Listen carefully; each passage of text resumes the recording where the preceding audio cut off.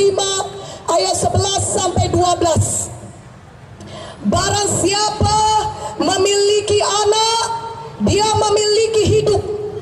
Anak itu huruf besar, artinya barang siapa memiliki Yesus, dia memiliki hidup. Tapi barang siapa tidak memiliki Yesus, dia tidak memiliki hidup yang kekal. Firman Tuhan ini disampaikan kepada saudaraku yang kekasih dalam nama Yesus.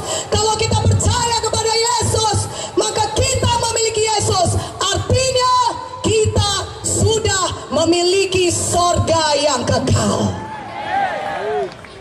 Siapa di sini yang percaya, kalaupun dia meninggal dunia, entah kapanpun itu, tapi kita percaya kita semua umur panjang. Katakan amin.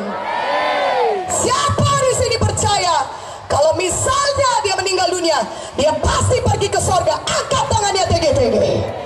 Semuanya kita angkat tangan, katakan amin. Mari ucapkan doa ini, tetap angkat tangan saudara. Tuhan Yesus, saya percaya padamu. Engkau mati bagi saya, Engkau disalibkan bagi saya, Engkau menebus dosa saya, mencurahkan darahmu bagi saya. Dan pada hari yang ketiga, Engkau bangkit dari kematian, Engkau hidup Tuhan Yesus. Dan malam ini saya buka hati saya, masuklah dalam hati saya, jadilah Tuhan saya dan juru selamat pribadi saya. Terima kasih Tuhan, sekarang saya sudah selamat. Darah Yesus sudah menyucikan saya dari segala dosa saya. Tuliskanlah nama saya dalam kitab kehidupan-Mu yang kekal di sorga. Terima kasih Tuhan, di dalam nama Yesus saya berdoa. Amin. Mari berikan kemuliaan bagi nama Yesus. Amin. Saudaraku, setelah kita selamat lahir baru, Tuhan Yesus mau saudara tetap menang dalam sebuah kehidupan saudara. Katakan amin. Bagaimana kita dapat menang? Setan masih berkeliaran di bumi ini. Walaupun saudara sudah jadi anak Tuhan, dia mau mengajak saudara kembali lagi berbuat dosa. Dia akan mengajak saudara kembali lagi mau narkoba. Dia akan mengajak saudara kembali lagi berbuat najis. Ada jawabannya bagi saudara. Kalau saudara mau tetap menang, saudara harus punya kuasa firman Tuhan dalam hidup saudara. Amin, katakan amin lebih kuat. Saudara harus kenal firman Tuhan. Saudara harus rajin beribadah di gereja dan dengar firman Tuhan. Karena kuasa firman Tuhan tidak terbatas. Kuasa firman Tuhan dapat mengalahkan setan penyakit. Kuasa firman Tuhan dapat mengalahkan setan narkoba. Kuasa firman Tuhan dapat mengalahkan setan kenajisan. Kuasa firman Tuhan dapat mengalahkan setan manapun. Tuhan Yesus berkuasa, katakan amin. Tetapi tahukah saudara, kuasa firman Tuhan sama berkuasanya dengan Tuhan Yesus sendiri. Mana tepuk tangannya bagi firman Tuhan? Firman Tuhan dan Tuhan Yesus adalah satu. Yohanes 1:1 mengatakannya, pada mulanya adalah firman, dan firman itu bersama-sama dengan Allah, dan firman itu adalah Allah sendiri. Haleluya.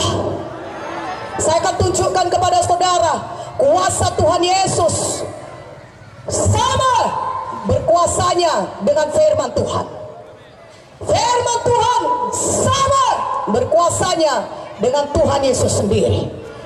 Karena itu kalau hari ini saudara percaya dengan semua firman Tuhan yang saya beritakan, saudara bisa mengalami mujizat Tuhan.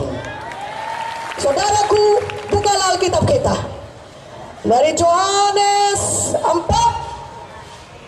ayat 46 sampai 53. Maka Yesus kembali lagi ke Kana di Galilea, di mana ia membuat air menjadi anggur.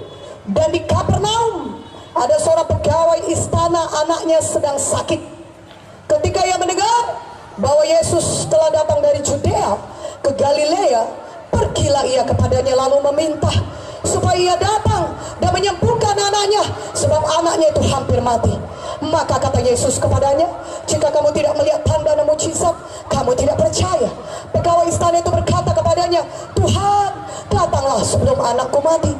Kata Yesus kepadanya, pergilah, anakmu hidup.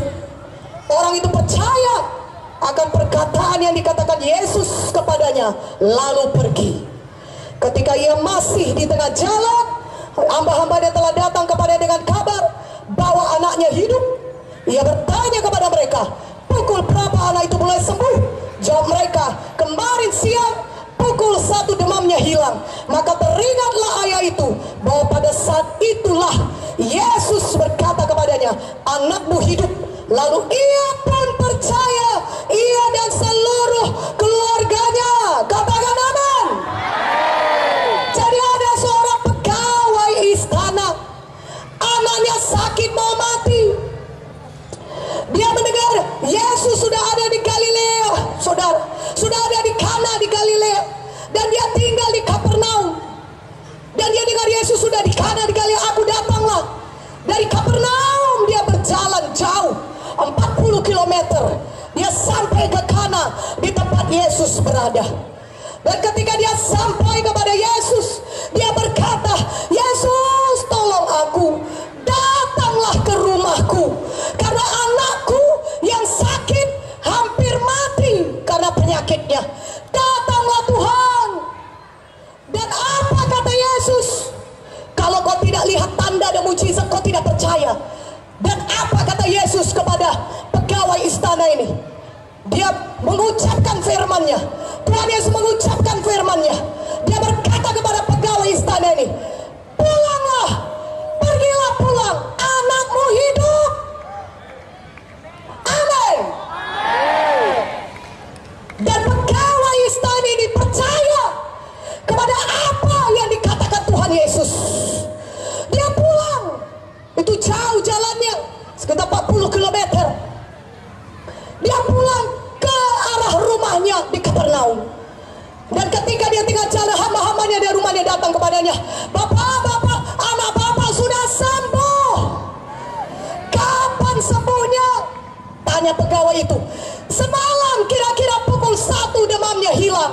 Maka teringatlah pegawai itu, kira-kira pada jam yang sama itulah Yesus mengucapkan firman-Nya, mengucapkan perkataannya, berkata, pulang, anakmu hidup. Maka percayalah pegawai istana itu dan seluruh rumahnya kepada Tuhan Yesus. Haleluya. Katakan haleluya. Haleluya. Tuhan Yesus berkata, anakmu hidup. Dia percaya dan dia menerima mujizatnya. Anaknya benar-benar hidup. Berikan kemuliaan bagi nama Yesus. Haleluya. Ini menunjukkan Tuhan Yesus sama berkuasanya dengan firman-Nya. Ketika dia mengucapkan firman-Nya, kalau kita percaya, kita bisa menerima mujizat Tuhan. Katakan amin.